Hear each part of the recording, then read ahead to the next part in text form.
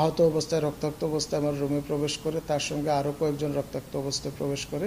অতর্কিতভাবে auto চালক যারা আছে তারা ধারালো অস্ত্রশস্ত্র নিয়ে তাদেরকে আক্রমণ করে। চিকিৎসার জন্য যে হসপিটালে পাঠাবো সেই সুযোগও পাচ্ছিলাম না।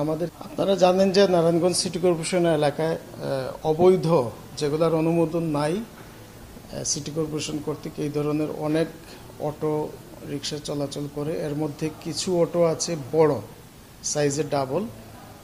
তো এই অটো চালক যারা, তারা আজকে একটা মানববন্ধন করেছেন তাদেরকে যাতে এই অবৈধ অটোগুলোকে চলাচলের সুযোগ দেওয়া হয় শহরের মধ্যে। আমি অফিস করছিলাম, আমার কাছে তারা এসেছিলেন আমার সঙ্গে কথা বলতে।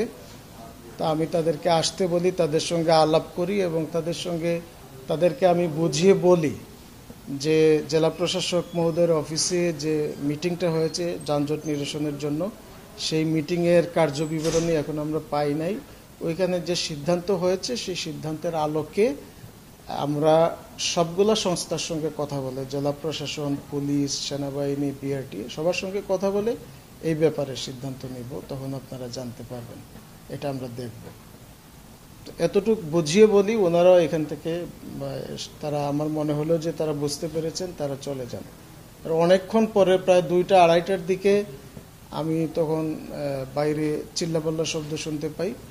আমার অফিস কক্ষে আমার একজন যানজট নিরসনের সুপারভাইজার আছে, সম্রাট তার নাম, সে মাস্টার রোলে চাকরি করে। সে আহত অবস্থায় রক্তাক্ত অবস্থায় আমার রুমে প্রবেশ করে, তার সঙ্গে আরও কয়েকজন রক্তাক্ত অবস্থায় প্রবেশ করে এবং তারা বলে যে তারা যখন বাইরে থেকে কাজ সেরে অফিসে ঢুকছিল, গেটে ঢোকার সময় তাদেরকে অতর্কিতভাবে অটো চালক যারা আছে তারা ধারালো অস্ত্রশস্ত্র নিয়ে তাদেরকে আক্রমণ করে এবং আরেকজন কর্মী আমাদের আছে, সে মাথায় আঘাতপ্রাপ্ত হয়েছে, কূপ খেয়েছে।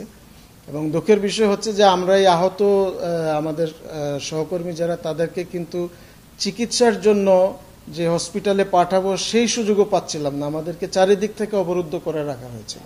আমরা বারবার বলেছি যে আমাদের আহত এদেরকে চিকিৎসার জন্য পাঠাই, পরে আমরা আলাপ করব। সেই সুযোগটাও পাওয়া যায় নাই।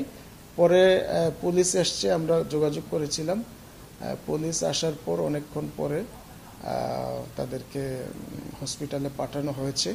আর এখানে আমাদের যানজট নিরসনে আপনারা জানেন যে ছাত্র প্রতিনিধি যারা অনেকে কাজ করে যানজট নিরসনে, তারাও প্রায় 12 জনের মতো আহত হয়েছে। আমাদের সর্বমোট আহত হয়েছেন 18 জন, এর মধ্যে 11 থেকে 12 জনই হচ্ছেন ছাত্র প্রতিনিধি, 6 জন বেশি আহত হয়েছে।